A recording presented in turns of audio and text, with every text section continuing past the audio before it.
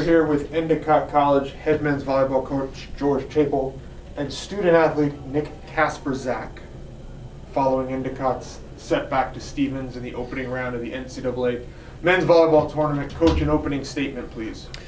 Proud of our guys, the way they fought all year to finish off the season at 18-7, I believe, overall.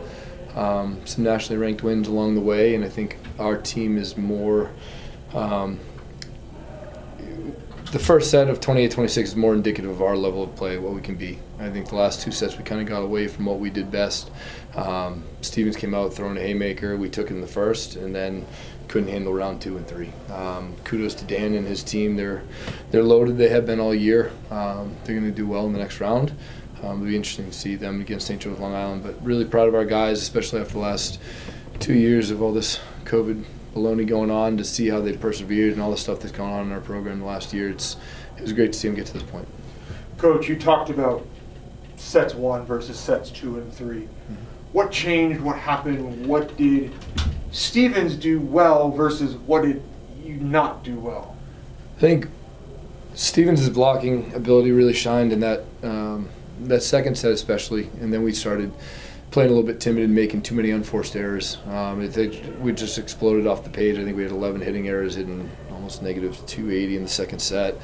It's just, that's not our offense usually. Like, we can get away from the serving line and have a lot of unforced errors that way, but offensively usually we don't. I feel like we kind of got a little bit rattled after dropping the 28-26 first set. And then I was happy with our battle in the third set, closed at 14-14 to force a timeout before the media timeout. But kudos to them again. They came out guns blazing after the timeout. Nick, Coach referenced kind of the last 2 years. It's kind of been crazy for everybody. And it's only recently that you guys are winning championships in front of crowds. What's the last week been like for you, for the team, for the program, playing at home, winning the conference championship, coming down here, big crowd here? Like, what's been the last week like? Yeah, so for me, this is my third season. So freshman year, got cut off halfway. Sophomore year, we were able to play in the conference championship, but I was contact traced for COVID, so I got to watch from Zoom, which is super strange. And then this year, getting to go and play against Nichols in our home gym, that was something I had never experienced before, and especially with the guys, the energy was electric, and it brought out a whole different side of our team that I think we hadn't seen, which was super exciting. And then, I mean, just playing there was a roller coaster, and then all the traveling and getting through everything. And especially this time of year with academics and everything going on, it's been a lot, but it's been fun just being with the guys and getting to do what we enjoy. So, appreciate that. Coach, you and Coach Buren kind of had a nice embrace at the end of the match on the handshake line. What do you say to one another in that moment?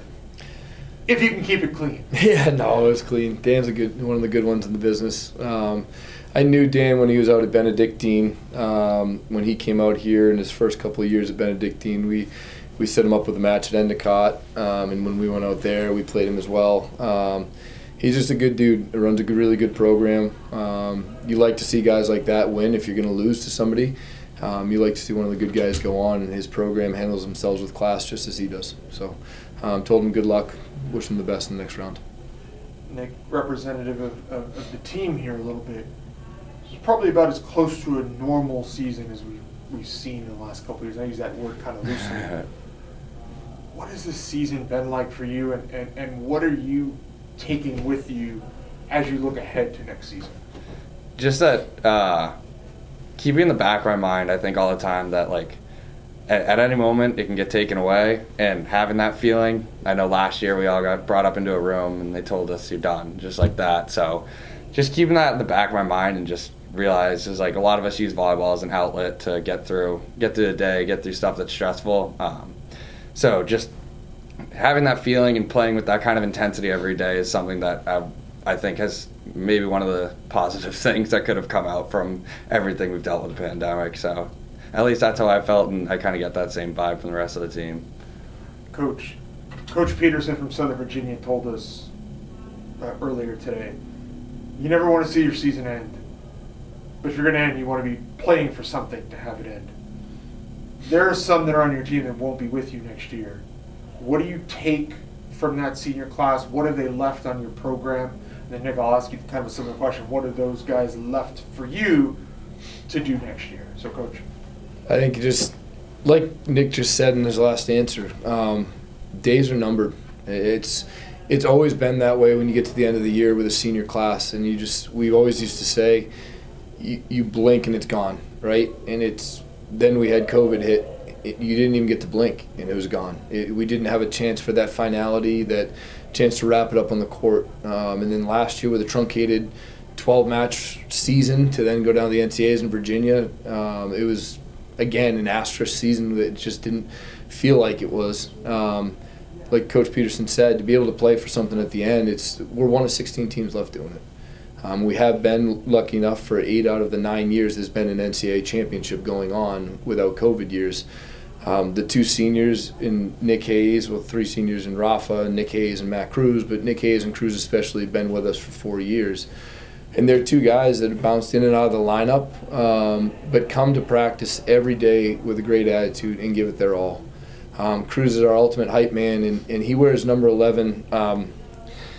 For one of our alumni, Billy Mullen, God dang it. Billy passed away a few years ago now.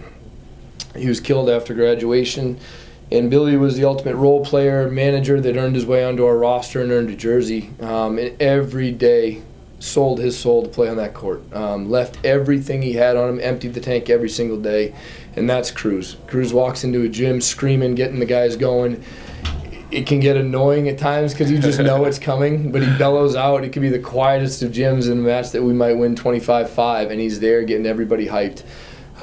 That type of attitude and positivity is something that I really hope will stick with us, these guys moving forward. And number 11 was Billy's number, will now be passed down to somebody else that earns that right. So who steps up and fills that role of Billy and Matt Cruz? So. And Nick, just kind of rephrasing the question to you.